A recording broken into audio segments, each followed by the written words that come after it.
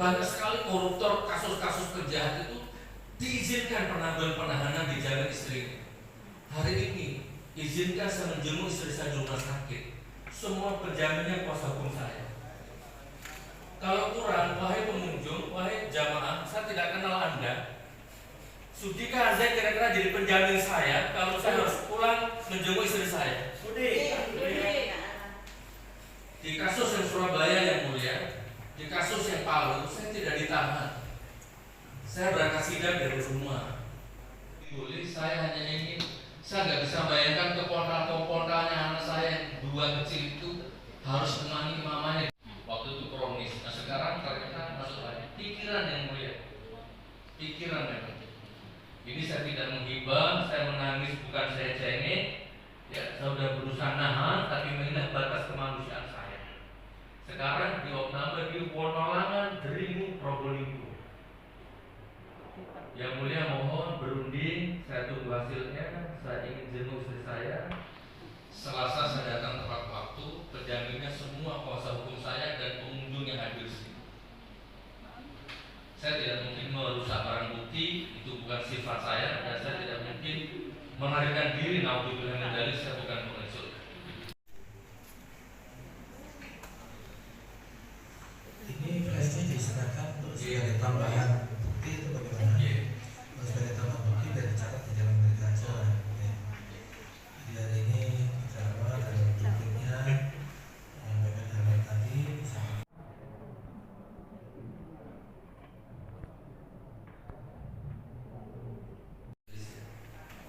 Kamar sel saya 3x4 berisi 5 orang tahanan narkoba semua.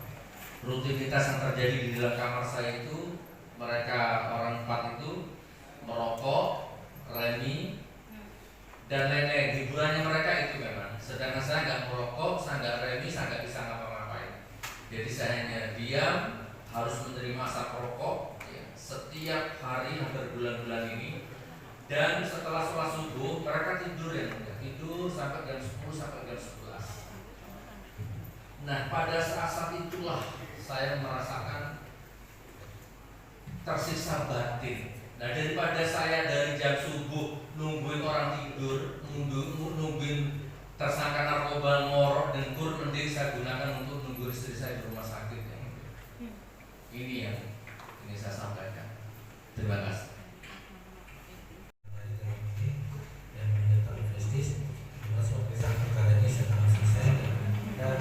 Untuk giliran majelis hakim menyusun putusannya. Mengenai permohonan saudara untuk istri itu nanti akan kita pertimbangkan, akan kita berikan, akan kita musyawarahkan sesuai dengan alasannya dulu, alasan terus kemudian faktor keamanan juga harus kita pertimbangkan. Dan ini sudah di titik akhir persidangan, jangan sampai menimbulkan hal yang di luar prediksi kita. Mudah-mudahan sidang lancar. Kalau memang itu diperlukan, silakan diajukan secara tertulis, akan kita pertimbangkan disertai dukungan di sini kan, atau dukungannya. Ya, saya tidak tahu nih. Umur manusia itu tidak bisa ditebak yang mulia. Saya butuh waktu yang mulia. Izin. Saya lisan saja. Saya hanya ingin jemput ke rumah sakit. Apa diperlukan setelah ketemu terus saya balik lagi ke sel, monggo. Saya nggak usah dikawal juga nggak apa-apa, saya siap yang mulia. Sudah saya sampaikan tadi, Surabaya dan Palu saya berangkat sidang dari rumah, nggak pernah dikawal polisi. Saya siap ya, mati di jalan nggak apa-apa yang mulia. Di luar kota, sehingga kita butuh pengawalan dan sebagainya. Jadi ini harus kita pertimbangkan terkait akan kita musyawarahkan secepatnya lah. Jadi yang jelas permohonan saudara akan terima dan kita catat. Permohonan itu adalah permohonan yang akan kita catat sebelum keputusan akan kita akan ketika dalam pidana ini akan kita yang jelas kami harus berkoordinasi dengan pihak penuntut umum yang bertanggung jawab terhadap pengadilan saudara maupun pihak keamanan nanti yang akan menyambut persidangan selesai.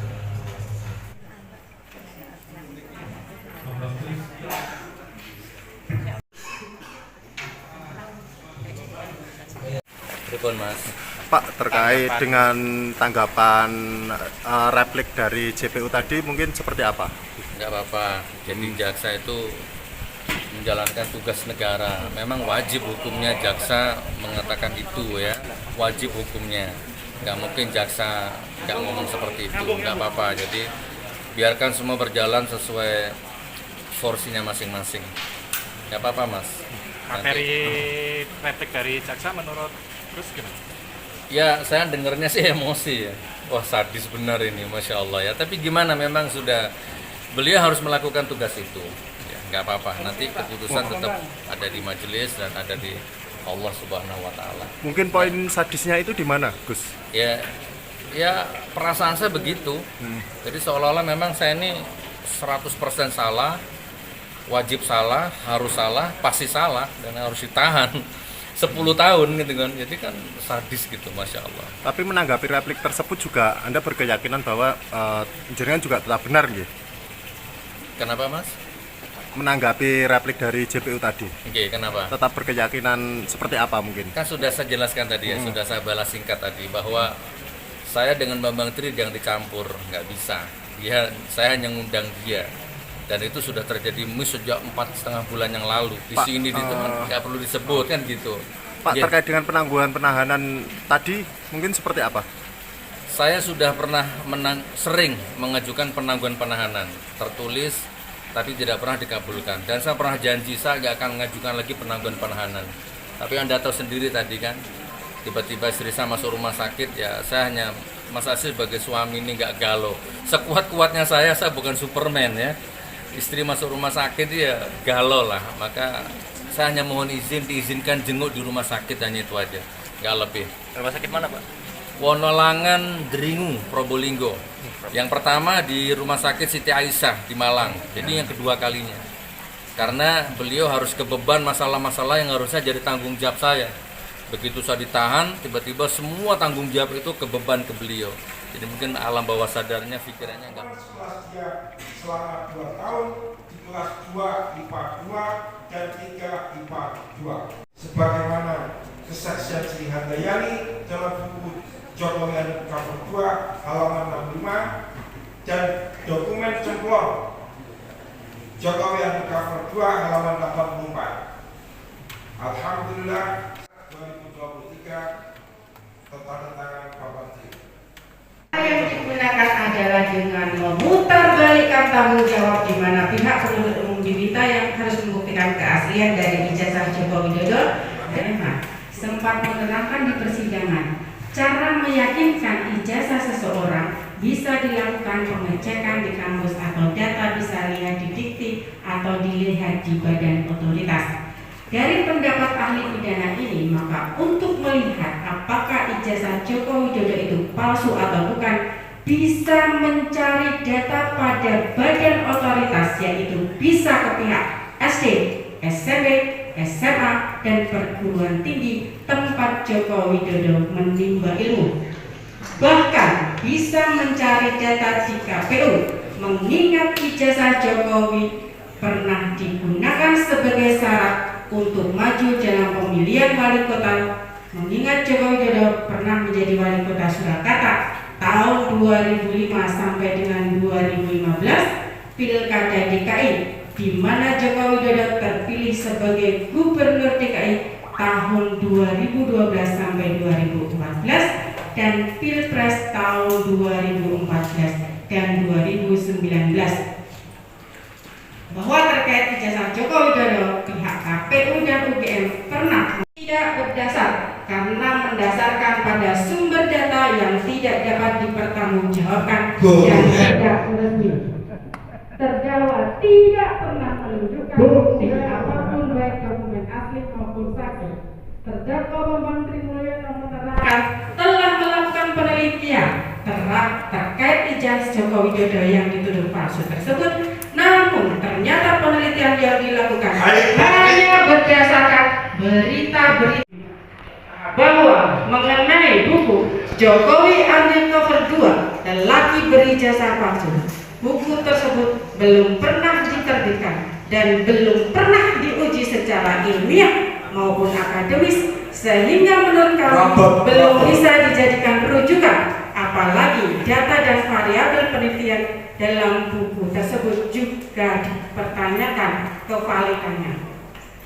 Majelis Hakim yang terhormat, sidang yang kami muliakan, setelah kami menyampaikan tanggapan atas pembelaan dari terdakwa, maka kami jaksa penuntut umum mengambil kesimpulan dan menyatakan bahwa jaksa penuntut umum tetap pada tuntutan yang telah dibacakan dan disampaikan pada persidangan tanggal 21 Maret 2023. Demikian tanggapan terhadap pembelaan terdakwa ini kami buat dan bacakan dalam persidangan hari ini, Selasa 4 April 2023. Semoga Tuhan Yang Maha Esa selalu memberikan kekuatan iman kepada kita semua. Hormat kami, tim jaksa penuntut umum.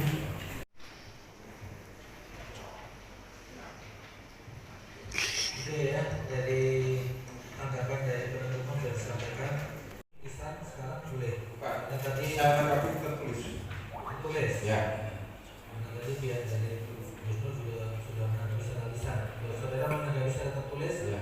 ini nanti silakan dibaca ya, Ya. disampaikan. Ya, bisa Jadi, dilakukan. ya. Ini kesempatan terakhir ya. Ya. Jadi, setelah itu tidak ada kesempatan lagi saudara. Oke. Nah, butuh waktu berapa lama? Seminggu. Selasa depan. Siap. Ya. Jadi selasa depan saya berikan kesempatan terakhir saudara untuk Akan saya telanjangi habis. Yang mulia. Kebohongan jaksa. Oke, secara tertulis nih. Ya, siap. Nggak ada waktu lagi. Ya. Kesempatan saudara terakhir sebelum majelis menjatuhkan keputusan. Pembelaan saudara lagi. Ya. Bawalah ke neraka kebohongan kalian. Jadi sebelumnya untuk Pak Menteri ditunda 1 minggu ke tanggal 11 ya. Selasa depan dengan acara tes duplik atau tanggapan terakhir saudara atas replik dari jaksa penuntut umum. Masih dan saya mohon maaf atas tanggapan saya emosional. Iya, oke silakan dituangkan dalam sidang. Oke. Saudara silakan dulu Oke. kesempatan terakhir saudara untuk berbicara. Baik, dan ya. Ya, sudah selesai dari juga. Terima kasih. Pak, terkait dengan ini tadi kenapa Pak? No comment. Itu tanggapannya dari Supaya ini. tidak ada trial by the press, kalian ini juga harus hati-hati. Kalian nggak mengikuti dari awal, cuma di akhir kita tanyanya gimana sih? Supaya nggak ada trial by no comment. Apa yang saya sampaikan tadi sudah cukup. Apa Pak yang disampaikan Pak? Syuting lah, saya nggak dengar Pak. Saya bicara pakai mic kok, tanya lagi.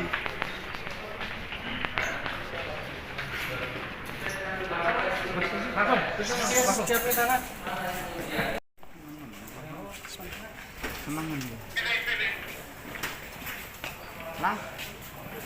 Ayo,